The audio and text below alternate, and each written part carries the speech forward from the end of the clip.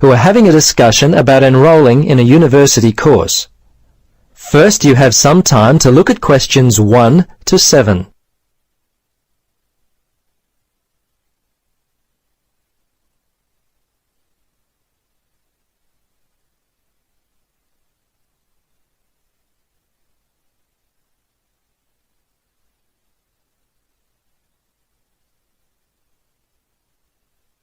Now, listen carefully and answer questions 1 to 7.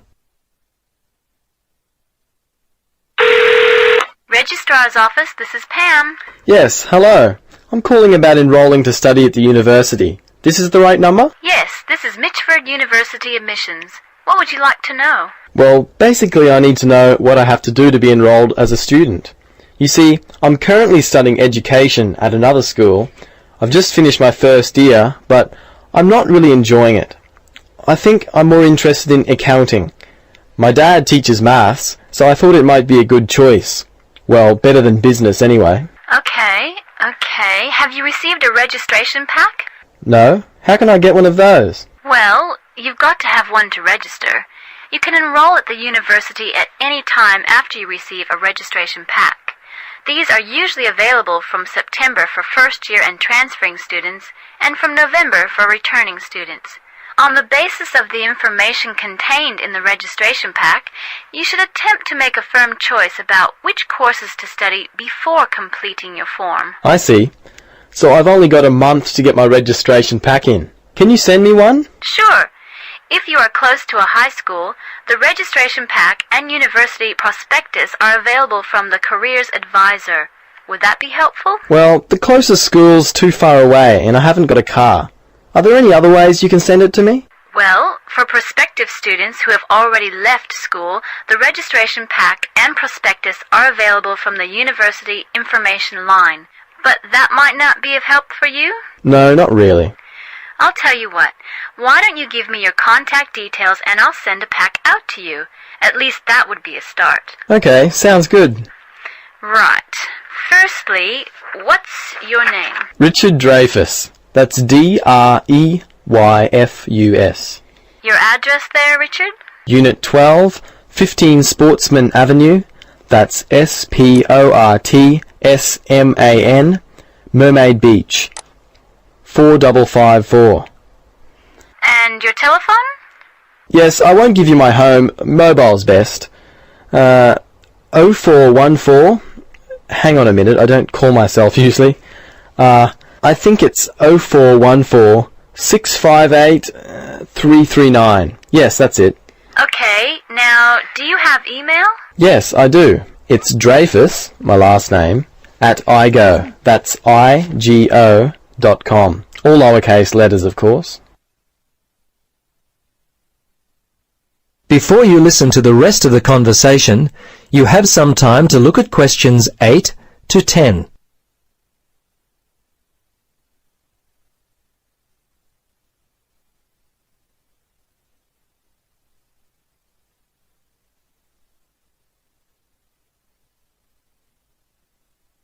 Now listen carefully and answer questions 8 to 10. Okay, that looks fine. Now, do you have any questions for me? Yes, I've got a friend who is interested in studying at the university. I'm not sure what would be the best way for him to register. Can you give me some suggestions? Sure, there are 3 ways to register. Option 1 is telephone registration. Before you telephone, fill out the registration form included in your pack. This will ensure you have all the information that you require. The number is in your registration packet. Don't forget to hold on to a copy of your registration form for future reference. Yep, okay. Option 2 is registration by post. All you have to do there is complete the relevant sections of the registration form and post the completed form together with all documentation required in the envelope provided. All right. The third way is to simply come in.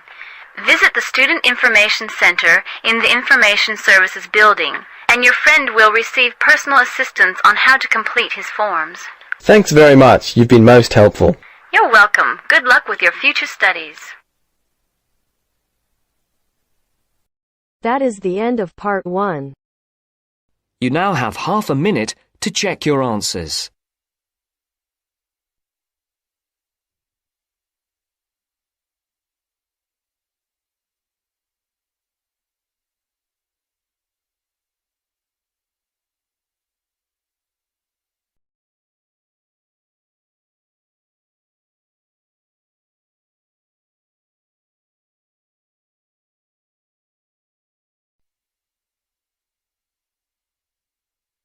Now turns to part 2. Part 2. First, you have some time to look at questions 11 to 15.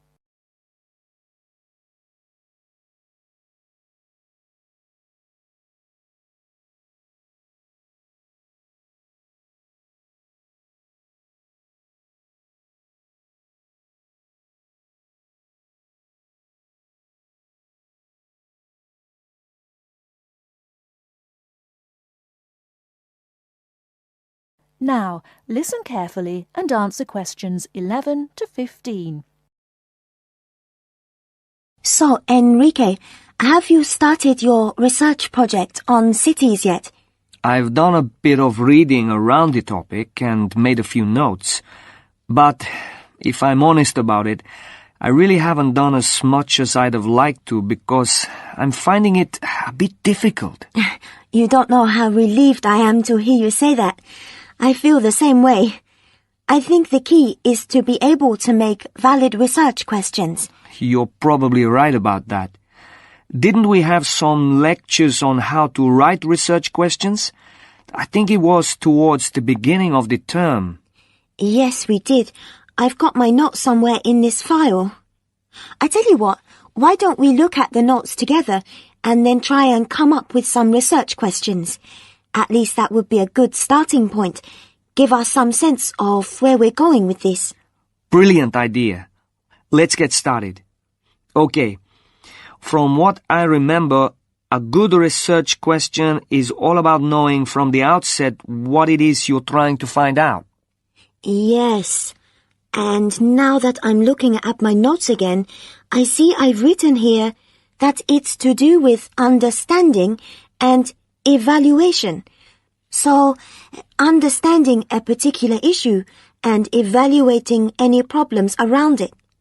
And of course, a very important part is not overlooking any research that has already been done. Past research is just as important as what is being done now. It's a bit, I suppose, like looking at the research that's already been done and seeing if it agrees or disagrees with your own ideas. Sure, I hear what you're saying. But to do that properly, you have to have a clear idea in your head what your own research question is. And by that, I mean specific areas you want to focus on. Let's face it, there's so much information out there, and we can't possibly include it all in 2,000 words. Don't remind me. The thought of writing 2,000 words at the moment seems like a huge mountain to climb. I know, but let's try to make a start. I think we're meant to be identifying what makes a successful city, and also try to explain why there has been such a steady population movement of people from rural to urban areas.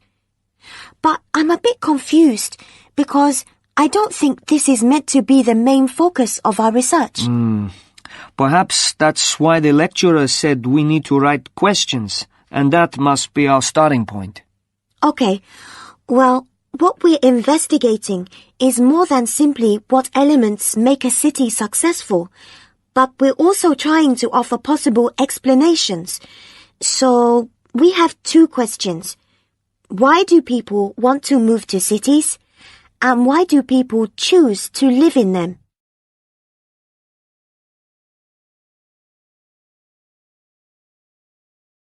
Before you hear the rest of the talk, you have some time to look at questions 16 to 20.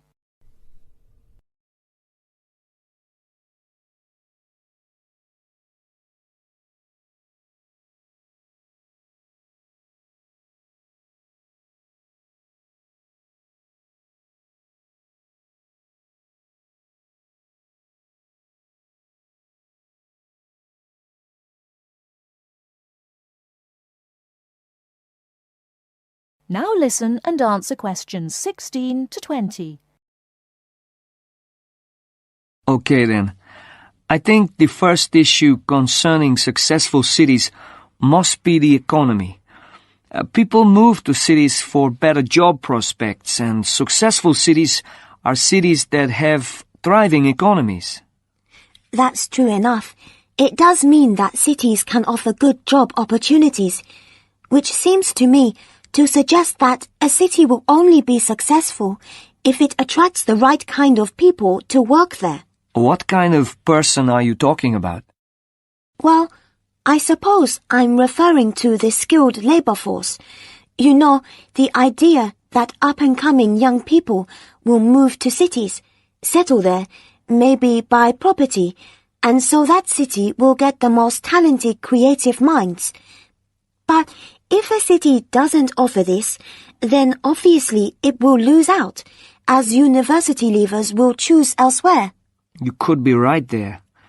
But I also think that when cities encourage businesses to develop, then you obviously have money pouring into the city, which can raise the general standard of living. So we've definitely got a question worth investigating. But apart from the economic factor, I think another point worth mentioning is the environment. Sure, we can research areas like the quality of the air, how clean it is, and then there's traffic. Is there too much traffic? How is it controlled? And also the issues of noise pollution and how the city manages its waste. Oh, and I nearly forgot. The environment includes green spaces like parks. Those are all valid points, but I think you've overlooked the whole issue of beauty. Beauty? Are you sure? What's beauty got to do with the environment? Well, don't you think if you were deciding whether or not you would live in a city, your first impressions would be made with your eyes? So, the buildings in a city are really important. If the entire city looks like a concrete jungle, then it's unlikely to make people want to live there, is it?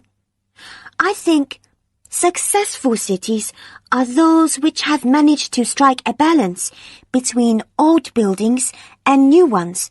So, of course, you'd have some buildings reflecting more modern architecture, but others that haven't lost their character and still represent the past. You're right, actually. I've often thought that buildings tell a story. I mean, you can tell the history of a place by looking at the buildings. I know exactly what you mean. And let's not forget that the environment includes cultural aspects. So, for example, what's the cultural life like? For me, a successful city will be attractive because it will have lots to offer, like a good nightlife and a wide variety of places to visit in the day, like museums and galleries, places like that. True, true. My own view is that some cities have an energy about them. They're exciting to be in. And other cities are the opposite. Well, we've covered so much ground here. But I think there's one final aspect we should research. What's that then? The social aspect. Because, let's face it, cities are made up of people. They are. And surely a successful city would be one where there is a sense of community, a place where people would feel safe and want to raise families in. This topic is limitless. That is the end of part 2. You now have half a minute to check your answers.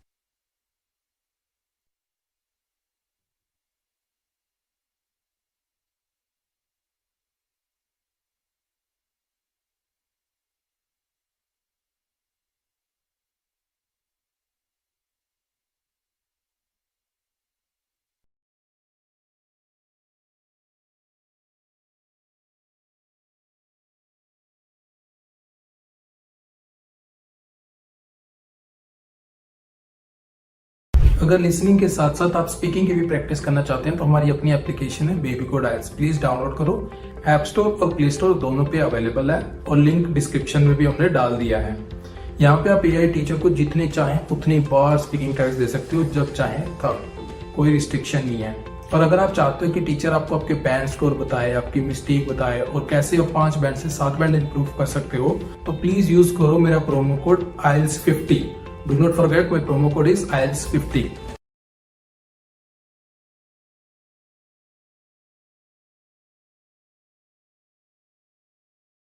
Now turns to part 3. Part 3. Hear an interview conducted by an interviewer special with the scientist Peter Piot, who discovered Ebola, a dangerous disease. Both of them are conversing about the disease and its origin. First, you have some time to look at questions 21 to 25.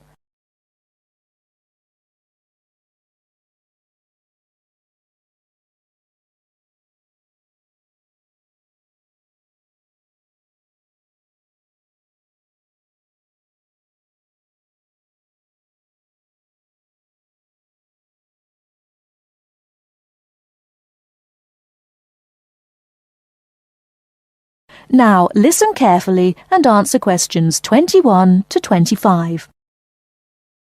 Professor Piot, as a young scientist in Antwerp, you were part of the team that discovered the Ebola virus in 1976. Can you tell how did it happen? I still remember. Someday in September, a pilot from Sabina Airlines brought us a shiny blue thermos and a letter from a doctor in Kinshasa, in what was then Zara in the thermos. He wrote there was a blood sample from a Belgian nun who had recently fallen ill from a mysterious sickness in Yambuku, a remote village in the northern part of the country. He asked us to test the sample for yellow fever. These days, Ebola may only be researched in high-security laboratories. How did you protect yourself back then? We had no idea how dangerous the virus that we were dealing with was. And there were no high-security labs in Belgium back then. We just wore our white lab coats and protective gloves. When we opened the thermos, the ice inside had largely melted and one of the veils had broken. Blood and glass shards were floating in ice water. We fished the other, intact test tube out of the slop and began examining the blood for pathogens using the methods that were standard at the time. But the yellow fever virus apparently had nothing to do with the nun's illness. No, and the test for Lassa fever and typhoid fever were also negative. What then could be? Our hopes were dependent on being able to isolate the virus from the sample. To do so, we injected it into mice and other lab animals. At first, nothing happened for several days. We thought that perhaps the pathogen had been damaged from insufficient refrigeration in the thermos. But then, one animal after the next began to die. We began to realize that the sample contained something quite deadly. But you continued. Other samples from the nun who had just died arrived from Kinshasa.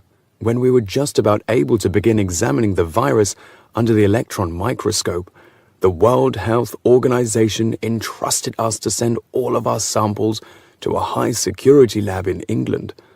But my boss at the time wanted to bring our work to a conclusion no matter what. He grabbed a vial containing virus material to examine it, but his hand was shaking and he dropped it on a colleague's foot. The vial shattered. My only thought was, oh shit! We immediately disinfected everything, and luckily our colleague was wearing thick leather shoes.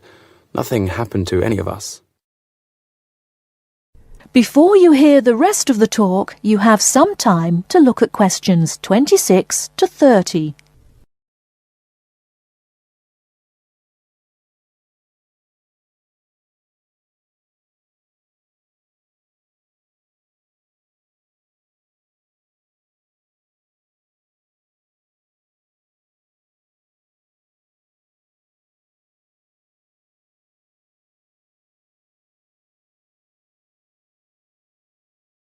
Now listen and answer questions 26 to 30. were finally able to create an image of the virus using the electron microscope. Yes, and our first thought was, what the hell is that? The virus that we'd spent so much time searching for was a very big, long, and worm-like. It had no similarities with yellow fever.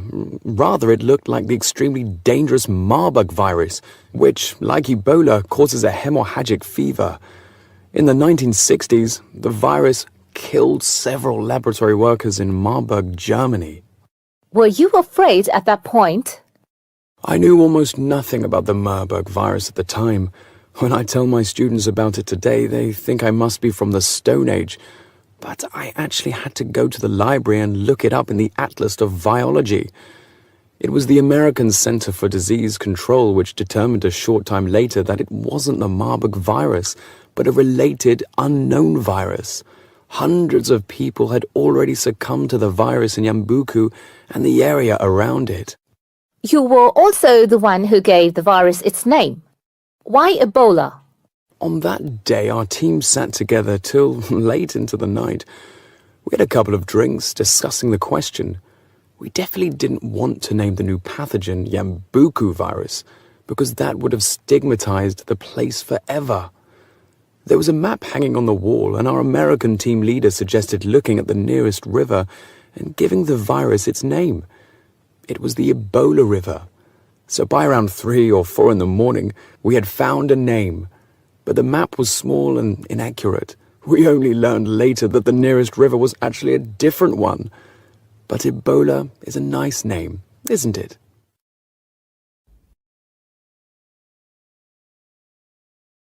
That is the end of part 3. You now have half a minute to check your answers.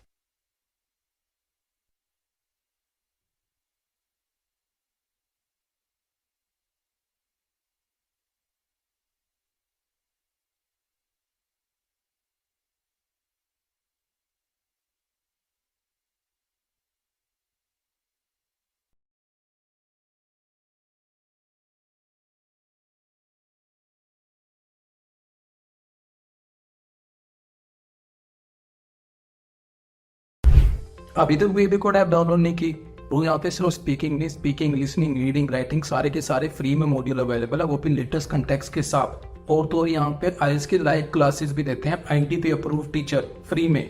तो please download करो, try करो और अपने दोस्तों के साथ share करो ताकि ज्यादा से ज्यादा बच्चों तक ये बात पहुंच सके।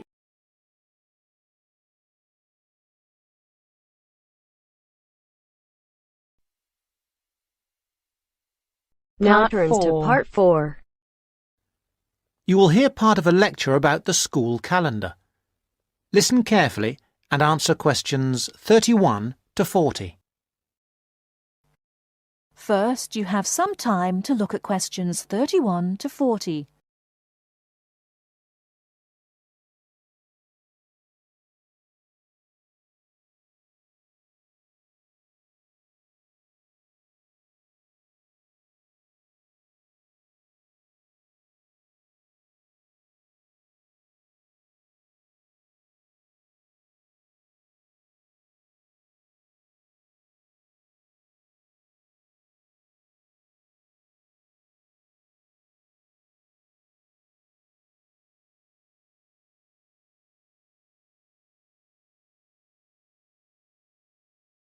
Now listen carefully and answer questions 31 to 40. So, having seen that the 6-term system has passed the test of cost-effectiveness, we can move on to the educational aspects of this arrangement. Firstly, all the terms would be approximately the same length. Instead of terms up to 13 weeks, which we have now, there could be a repeating pattern of 7 weeks of term time plus 2 weeks of vacation. This would be repeated 6 times per year. How does this affect the effectiveness of the educational provision? The most noticeable result would be that the very long summer holiday would be reduced in length. This byproduct of the 6-term system could be beneficial. There's plenty of evidence of huge learning loss by pupils during the summer holidays. By learning loss, we mean the amount that pupils forget or lose during a holiday break. Ashley carried out a number of analyses which showed this conclusively. He investigated 39 studies examining the effects of summer holidays on standardized test scores. His analyses indicated that summer learning loss equaled 2 weeks to 7 weeks of instruction. On average, children's test scores were 3 weeks lower than when they left school in the previous term. He also found differences in the learning loss effect according to subject. The subjects he analysed were reading, writing and maths, and he found that the effect was greatest in maths and reading. Furthermore, although all social groups experienced roughly similar learning loss in the field of maths, the studies found that disadvantaged children showed even greater losses in reading skills. So, the problem of learning loss in traditional schools is clear. However, the results of studies into the six-term system and learning loss are ambiguous. Marchmont found that pupils in six-term schools maintained their test scores after the shorter holiday period. This is certainly an improvement on the traditional system where, as we have seen, pupils perform worse after the summer break. Benson, however, found no differences between those in traditional schools and on the six-term schedule. It would seem reasonable that if long holidays result in learning loss, then shorter holidays should result in less learning loss. So we await the outcome of further studies. Historically, of course, everyone knows the reason for our system of 3 terms per year. In days when agriculture was of much greater importance in our working lives, it was essential that the children helped with the harvest. Later on, this changed, and more people moved into the towns. But then there was a new problem. Before air conditioning, it was very impractical to try to teach children in the summer months. Nowadays, that's no longer a barrier. One way of providing something different is the summer school. Here, there is a completely different kind of educational provision. Cooper and others investigated 93 summer schools and the results they achieved. They all had a positive effect on learning. Most summer schools, of course, have small classes, and class size was shown to have a positive effect. Additionally, summer school children usually benefit from a great deal of parental support, not least because payment of fees is involved, and this, as so often, was shown to produce very good outcomes.